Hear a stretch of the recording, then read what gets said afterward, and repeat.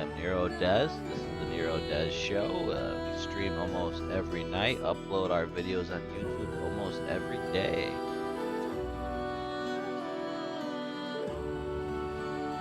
Okay, just a moment here. We got the next thing coming on. What actual aliens might look like? I actually enjoy this channel quite a bit. I would try to tell it to you and introduce you to it, but it's kind of hard to pronounce. Uh, Kurzgesagt in a nutshell. Oh, hold on here. Fix that Look audio. like. We know that life on Earth is incredibly diverse and exists in the strangest and most extreme places, from blue dragon sea slugs to aye-ayes or chrysomelon snails with shells of iron, or whatever this is supposed to be. If you don't mind, we'll put on some closed captions. Let's use our cute imagination puppy. and real science to travel to 3 possible worlds, each more alien than the next. Put on your future science suit and I always appreciate the artwork that this channel brings. It's very unique, colorful. The sci-fi, they really go into it. So if you haven't seen these before, they're very educational. Take any education as you will, but from what I've seen, I've enjoyed quite a bit. I've thinking about getting one of their calendars. enter the portal to witness wonders never seen before. The Eye of Oculus. This is the red dwarf star Oculus, 5 times smaller than our Sun and a lot less bright. A bit larger than Earth, but orbiting its star 20 times closer, you see the ice hell of the planet Kuiper. It's tidally locked, so one side experiences a never-ending night and the other an eternal day, lit by the star's dim glow. Looks like a Death Star. In the region facing the dim star directly, temperatures are warm and pleasant. The hell of ice has melted into a shallow, black ocean, the Eye of Kuiper.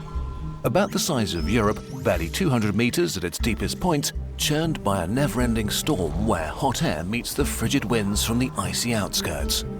But below this inhospitable It's always so intriguing to me how the perfect storm is created in these environments. How a planet can just be in total chaos based on where it's located, its size, its speed. chaos, we find calm stability, an ecosystem in almost perfect balance. Let's dive in. Instead of meeting open water, we splash into a floating underwater jungle. We Like know we're playing a places like video this at game. home. Kelp forests made from seaweeds up to 65 meters long, sheltering countless smaller creatures. On Earth, we get abundant white sunlight, so our plants evolved to be green, absorbing the most useful red wavelengths for photosynthesis and reflecting away the rest. But Oculus shines not nearly as bright, and its dim rays are even further dulled by the storm. It's like So piece of here, skin. plants are a deep black to make use of the weak infrared leftovers, which also gives the Eye of Kuiper its striking black color. Over billions of years, the jungle has occupied all possible space in the eye. Its roots extend deep into the seabed mud, anchoring them and providing access to nutrients. They drop their seabed mud, anchoring them and providing access to nutrients. So if we had the technology, like let's say, because I feel like I was born either way too late to explore the world and way too early to explore the galaxy, I guess is kind of what the saying is. I mean, if we had the technology, I mean, not just you have to spend your whole life to become an astronaut right now. If it was more commercialized, like, hey, go through a series of classes, we're gonna throw you up in space, you're gonna be a space trucker or something like that. Like, would you do it? You know, would you be leaving the atmosphere? Because man, I tell you, I've always dreamed of flying, learning to fly. I like to fly. I love being in planes. But being able to fly myself, now that sounds something that sounds freeing. They drop their seeds in the few free spaces in the mud. Only death makes room for new life. Big and streamlined teardrop-shaped creatures push through the dark water. They kind of look like fish. Just like many sea creatures on Earth, their shape is optimized for the lowest drag when traveling through water. Like underwater cattle, they lazily swim through the forest, grazing on not leaves underwater. in peace.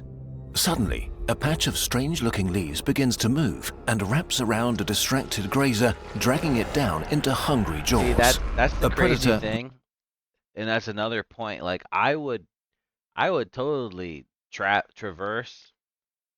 Shit. See, now I almost feel like I'm backtracking here for a second. Let me think. Because, like, you got to be out there exploring. You don't know what you're going to come across. I mean, look at this giant penis gulping that fish down. It's horrifying. And, you know, like right now, I would think anyone agrees, like, if we're sending people out to Mars, they're, they just got to understand they're not coming. There's a giant possibility they're not coming back. In fact, I think I might be wrong, but isn't that the plan right now? Like, if we do send some people out to Mars, they gotta set up shop and like hope for the best. that's had eons to adapt its camouflage to fool its prey. But not only by imitating leaves. Both hunter and prey never evolved eyes in this dark underwater murk. Instead, they do battle with sounds and textures. Listen. There's a whole cacophony down here. I Countless hate species underwater are singing stuff to like each other, sending warnings or invitations, forming a collective song. Like the noisy jungles of Earth, except howler monkeys and screaming piehas are replaced by chattering seed eaters poking at the mud with snapping pincers, squeaking spike bulbs loaded with poison, and the flailing fins of starfish-shaped grabbers hunting small prey. Beautiful and unsettling. In this stable and never-changing ecosystem, their music will never end for billions of years. You seem to have been noticed, and blind creepers are crawling towards you. You want to explore this world, right. not become part of it, so it's time to leave. If you All right. Here we go. The clouds of Nimbus. You're immersed in the blinding light of the B-type star Caeruleus, shining hot and blue, orbited. Look at that. Now that is pretty. You see how, I don't know if you could see it, but there's like this little red moon down here. There he is. That thing. Beautiful with the shading. By a dozen lava planets burned to a crisp. But we'll visit the last planet, Nimbus, a gas giant very much like Neptune in size and composition, That little except there's a thing's lot a more giant. water, and seething hot Caeruleus showers it with 900 times more light than Neptune. So its atmosphere is than Neptune. So its atmosphere is warm enough for gigantic white clouds the size of countries to be lofted upwards by titanic warm updrafts rising from the hazy depths. Millions of years ago, and astonishingly quickly, life emerged and evolved inside tiny water droplets deeper down in the planet. Like extremophile microbes on Earth, they found ways of breathing methane and using exotic enzymes to Methane. harvest sulfur and nitrogen compounds from the air.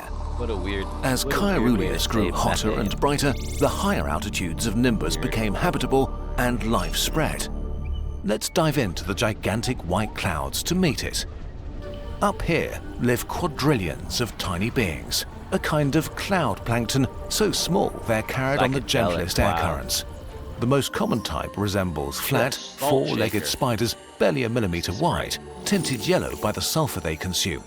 They gain lift with wispy electrostatic that threads spider. thinner than spider silk, pulling on the charge differences between the top and bottom of the cloud oceans. Spiders are in the A sky. technique Zysticus crab spiders use to travel great distances on Earth.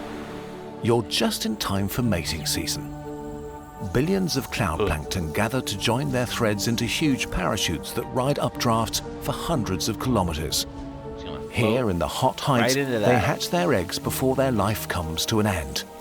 Other tiny creatures latch on, most of them predators looking to feast on fresh younglings. But not all life on Nimbus is tiny. The other way to stay up in the sky forever is to become a living balloon. like the enormous sky whales, taller than a skyscraper, almost completely made of a wafer-thin membrane. They heat up trapped gases, making them less dense than the air around them, giving them buoyancy. That that's a crazy concept. So I've seen like the idea of space whales before, but I guess this, it's always been such science fiction. Like to really think about it, like they're in a very gaseous planet, like they're floating amongst the atmosphere itself, like a balloon. That's crazy though. Um, I guess the only like time I've ever seen a rendition of a actual alien like this is the movie Nope. If you haven't seen that, definitely check it out. It's worth watching. Nope. The bigger their gas envelope, the more lift it produces, so sky whales evolved to be as large as possible. Only a lumpy, car-sized spherical Could you bag of organs imagine hangs at a its bottom. balloon whale in the Heating sky? up all this gas requires a lot of energy, so it's time to feed. The spherical body opens up, unfolding and lowering a huge sticky net into the white clouds. Oh, that's disgusting. On Earth, the largest animals to ever exist, blue whales, feed by filtering millions of tiny krill each day. Similarly, the sky whales of Nimbus filter sky plankton out of the clouds. Most is consumed right away and burned in Oh, this is specialized so glands to gross. generate heat. The Why is rest it is gotta converted look into like an orange that? and These energy-dense acts and nectar everything. for later. This nectar is the most valuable resource on Nimbus. And of course, Numerous humans. predators are looking for it, but none Look at him. Well, he's look at his lips too. This is disgusting. But humans are gonna be like, I could eat that. Why is it in our Nate? That's the why I'm like, I don't really care for us to meet um alien life forms because I'll tell you, even if they're higher intelligence, whoever is the smarter of the two of us, and if they're getting to us first, which isn't a good sign, it comes down to the food chain of nature. Like shit, I could eat that, and if it um look at that right there. It was like the first instinct. Like I could milk this thing. I can farm this thing. I can, you know, oh God, it's disturbing. so hungrily as the frog-sized jet squids, evolutionary cousins of the whales. Several of them trail each sky whale, waiting for it to be distracted or sleepy after a succulent meal. Jet squids are far less efficient floaters, but they're able to superheat and expel gases in short bursts like a rocket. Like vampiric hummingbirds, their long and pointy beaks try to pierce their prey and lap up some of the nectar inside. Unlike in the stable Eye Iper, life on Nimbus is doomed. B-type stars like Caeruleus live for a few 100 million years at most, and this time is coming to its end. Soon it will be burning through its fuel at an astounding rate and violently burn our gas giant. Life on Nimbus is only 600 million years old and has barely 10 million years left. Is this tragic, or is this unique ecosystem lucky to have existed in the first place? Something to ponder as you move on before your jetpack runs out of fuel. A fatal attraction. Orsted is a Y-class brown dwarf 13 times more massive than Jupiter and with a magnetic field 60 times stronger. It belongs to the yellow star Sturgeon, which is about to disappear behind Orsted's shadow. But you're interested in Monnier, one of Orsted's many moons. It should get as much sunlight as our Earth, but its 3-hour orbit around the brown dwarf means its days are extremely short. Gravity here is a mere 5% of Earth's, so the moon can only hold on to a thin carbon dioxide atmosphere that doesn't I want a spacesuit. retain much heat, so its average temperature is far below freezing. As its cold night begins, a chill descends on Monnier and dry ice snow falls from the sky. A green, blue and red aurora illuminates the landscape, made from star plasma caught in Orsted's magnetic field and striking Monnier's atmosphere. The Sturgeon system was born from a nebula saturated with metals, so iron and lead are abundant. In this frigid cold, chock full of toxic minerals, life found unique ways to make the best of a bad situation. When I was About there. saturated with metals, so iron and lead are abundant. In this frigid cold, chock full of toxic Look at all minerals, those life diamonds and found emeralds. unique ways to make the best of a bad situation by using ammonia instead of water, which would freeze in the short nights, and by incorporating magnetized minerals and Ørsted's magnetic field into its biology. On Earth, species like lobsters or bees have learned to sense magnetic fields, but life on Monier takes it to a whole other level. As sturgeon rises and its red rays filter through Ørsted's crescent, a yellow Come on glow now. rushes over the horizon. They're getting the beat The going. snowfall stops and temperatures quickly rise. The ground creaks and Look at that landscape. That's just the sci-fi kid, the nerd in me is like, yeah, I want more of this. Give me like the rave dancing, like in the Matrix. multicolored liquids trickle out from fissures all around you. Cryovolcanism, just like on Jupiter's moon Europa. Brittle-seeming bundles start to unspool and climb off the ground towards the bright star. Like Arctic flowers on Earth sprouting in the short summer, these plants don't have a minute of daytime to waste. Their blossoms are saturated with magnetic minerals. You know, I love this channel, and it could just like go off on like we're gonna use some basic science, but then let's just go off on fucking theories. Like let's theorize the fuck out of shit because we could talk about this all day. Making use of the extreme magnetism and low gravity to levitate, reaching up to 1 kilometer into the sky, extending the sunset for as long as possible. Hey, don't touch them! With a loud crack, the skyflower detaches itself from the ground and drifts out of reach. But you know, in fairness, they're cooking because they're talking about a lot of reasons why the planet is the way it is, why the life would grow the way it is because of its environment, and it would evolve to its environment. That's based on its science that I mean, that's why I really enjoy it because yeah, there's a lot of imagination, but let's imagine with what we know. Suddenly, you're surrounded. Hundreds of shiny critters zoom by. They look like ice skating snails and can circle Monier faster than the sunset. From their head, they extend 2 long stalks that are electrically conductive and Look at that merge up purple little top. lobster. A magnetic kite Holy that shit, it's drags got them along the sled- surface sled at handles. breathtaking speeds. Mush. The skaters formed a symbiotic relationship with photosynthetic purple microorganisms that live in their shells. These biological solar panels produce sugars that they share with the skaters in exchange for continuous starlight. If the skaters ever stop, they risk their partners freezing and death by starvation. The harmonic scenery is violently interrupted as the Oh, ground wow. splinters open and Piranha a spiked plant. metal claw grabs a skater and crushes it. Oh, that's not It a belongs to an piranha animal plant. that looks like a cross between a sea lion and a beetle. The big As it boy. devours its prey, it gets covered in pink and sparkly fluids. These ambushers hide in the crystalline ground, spreading an array of electrically sensitive whiskers that they use to detect their prey and strike just as they zoom by. Like living landmines that could be buried everywhere. That's a Path of Exile, boss. Maybe you should end your stroll. The darkness will return soon. It's time to return home. Back home. Earth.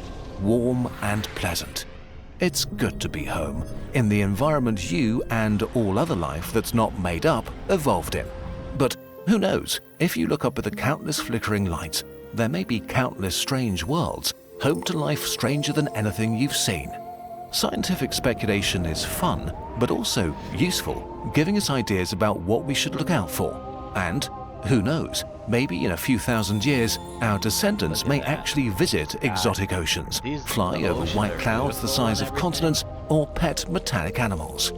And maybe, just maybe, even talk to others like us, who are also marveling at all the strange life in our universe. Bow before God. Yeah. It looks like there's some more. And start uncovering real secrets of the cosmos. Our friends at Brilliant can hand you the keys to unlocking new insights, right from the comfort of your own planet. A word from their Brilliant will make you a sponsors. better thinker and problem solver with thousands of hands-on bite-sized lessons on just about I'll let anything that you may be play. curious about, from the physics of the world around us to big concepts in AI, mathematics, data analysis, and more. On Brilliant, you'll learn through discovery by trying things yourself.